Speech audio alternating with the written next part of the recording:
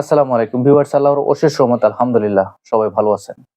ক্রোয়েশিয়ার ভিসা, দেখেন ক্রোয়েশিয়ার ভিসা বাংলাদেশ বলেন, কাতার বলেন, ওমান বলেন, দুবাই বলেন, সৌদি আরব বলেন, তাছাড়া কুয়েত বলেন, বাহরাইন বলেন, এই সমস্ত দেশ থেকে আসলে ক্রোয়েশিয়ার ভিসার যে সফলতা বা বর্তমানে ক্রোয়েশিয়ার ভিসার প্রসেসিং এর ক্ষেত্রে যে একটি স্টেপ বাই স্টেপ যে আমরা সফলতা পাচ্ছি, আসলে এটা কিন্তু আমাদের জন্য বিরাট বড় একটি সাফল্য। আপনি যদি একটু লক্ষ্য করেন দেখবেন যে ক্রোয়েশিয়ার ভিসার ক্ষেত্রে আহ, যে প্রসেসিং এর যে বিষয়টা, তাছাড়া যে সফলতা এবং ভিসার যে রেশিওটা অন্যান্য দেশ থেকে ক্রোয়েশিয়ার ভিসার ক্ষেত্রে আলাদা, সম্পূর্ণ আলাদা।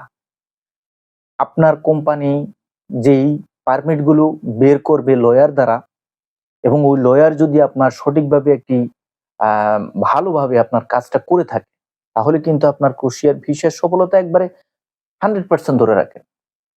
এবং আমরা বাংলাদেশ থেকে যারা এই ক্রোয়েশিয়া দেশটির জন্য আবেদন করব, বা আমরা অলরেডি প্রসেসিং করার জন্য চিন্তা ভাবনা করে রেখেছি, অনেকে আছেন যে আপনার টোটাল মিলে জমা দিয়ে রেখেছেন। তো সেক্ষেত্রে যেহেতু এখন পর্যন্ত আমাদের যে বিএফএস সেন্টার বা এম্বাসি আমাদের বাংলাদেশে নেই, সেই অনুযায়ী ভিসা অ্যাপ্লিকেশন সেন্টার হিসেবে ইন্ডিয়া অথবা নেপালকে কিন্তু আমাদেরকে অপশন রাখতে হয়। তো সেই অনুসারে যখন আমরা নেপালের উদ্দেশ্যে ভ্রমণ করি, সেখানে গিয়ে ফাইল সাবমিশন করতে হয়, এবং সেখানে গিয়েও কিন্তু কিছু সময় আমাদেরকে সেখানে অপেক্ষা করতে হয় ভিসার জন্য।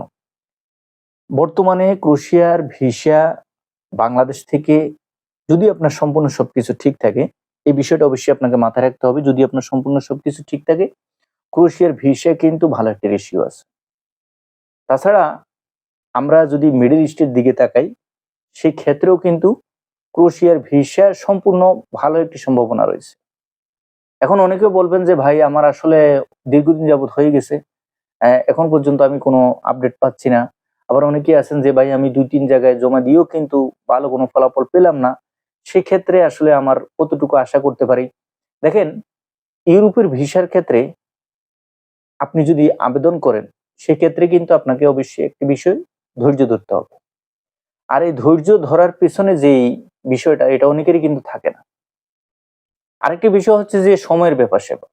যে সময়টা লাগে অন্যান্য দেশের ক্ষেত্রে, বা টোটাল মিলে যেই বিষয়বস্তু আছে আপনার ক্রোয়েশিয়ার ভিসার ক্ষেত্রে, দেখেন আপনার স্টেপ বাই স্টেপ যখন আপনার অনলাইন সাবমিশন হয়, অনলাইন সাবমিশনের হরে আপনার আপনার পারমিটটা বের হয়, পারমিটটা অনলাইন হয়, সম্পূর্ণ সবকিছু সেখানে গিয়েও এখন মূলত কথা হচ্ছে আপনার লয়ার আপনার জন্য কতটুকু ভালোভাবে কাজ করবে। যদি লয়ার যদি আপনার জন্য ভালোভাবে কাজ করতে পারে, তাহলে কিন্তু আপনার সম্পূর্ণ বিষয়গুলো কিন্তু খুব সুন্দরভাবে আপনার হাতে চলে আসবে। বাংলাদেশ থেকে ২০২৫ সালে যদি আমরা একটু লক্ষ্য করি, আপনার সম্পূর্ণ সবকিছু যদি ঠিক থাকে, ভালো একটি মাধ্যমে যদি যদি আপনি জমা দেন, তাহলে এই ক্রোয়েশিয়া ভিসার জন্য আপনি জমা দিতে পারেন ইউরোপে যাওয়ার ক্ষেত্রে। দেখেন অন্যান্য দেশ, বিশেষ করে ইতালি বলেন বা অন্যান্য যে সমস্ত দেশের এম্বাসি আমাদের বাংলাদেশে আছে, আমরা অনেকেই গুটি কয়েক আবেদন করেও কিন্তু কোনো ভালো ফলাফল পাই না। কিন্তু এই দেশটির ক্ষেত্রে, ক্রোয়েশিয়া দেশটির ক্ষেত্রে ভালো একটি সম্ভাবনা রয়েছে।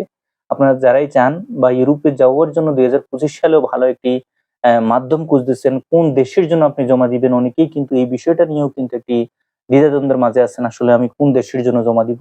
সেক্ষেত্রে আমি বলবো ক্রোয়েশিয়া দেশটি ভালো একটি সম্ভাবনা রয়েছে। এই যে ২০২৫ সালে আপনি যদি প্রসেসিং এর যে সময়টা, সেটা যদি আপনি চিন্তা করেন যে আসলে কি ধরনের সময় লাগতে পারে, ২০২৫ সালে ক্রোয়েশিয়া দেশটির জন্য আপনার ৫ থেকে ৬ মাস বাংলাদেশ থেকে হলে, বা ৬ থেকে ৮ মাস এই ধরনের সময় লেগে যেতে পারে।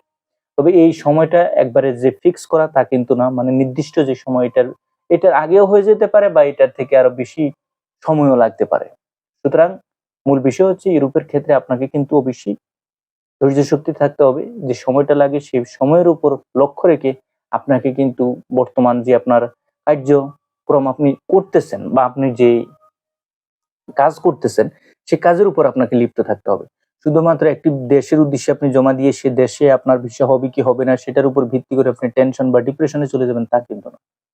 আমরা যদি একটু লক্ষ্য করি যে কাতার থেকে ভালো একটি সম্ভাবনা রয়েছে।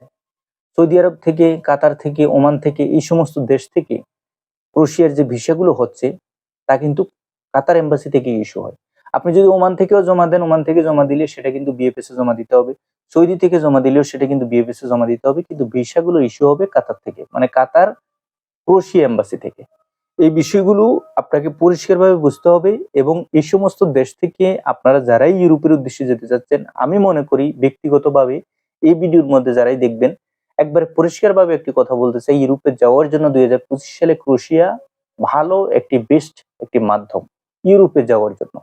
আশা করি মূল বিষয়গুলো বুঝতে পারছেন। তারপরও আপনার যদি ব্যক্তিগত কোনো প্রশ্ন থেকে থাকে কমেন্ট বক্সে কমেন্ট করবেন, ইনশাআল্লাহ চেষ্টা করব দ্রুত সময়ে আপনাদের প্রশ্নগুলো উত্তর দেওয়ার জন্য। যারা এই মুহূর্তে এই ভিডিওটি নতুন দেখছেন প্লিজ চ্যানেলটি সাবস্ক্রাইব করে পাশে থাকবেন। সবাই ভালো থাকবেন, সুস্থ থাকবেন। আগামীতে নতুন কোনো আপডেট নিয়ে খুব শীঘ্রই আপনাদের সামনে উপস্থিত হব। আল্লাহ হাফেজ।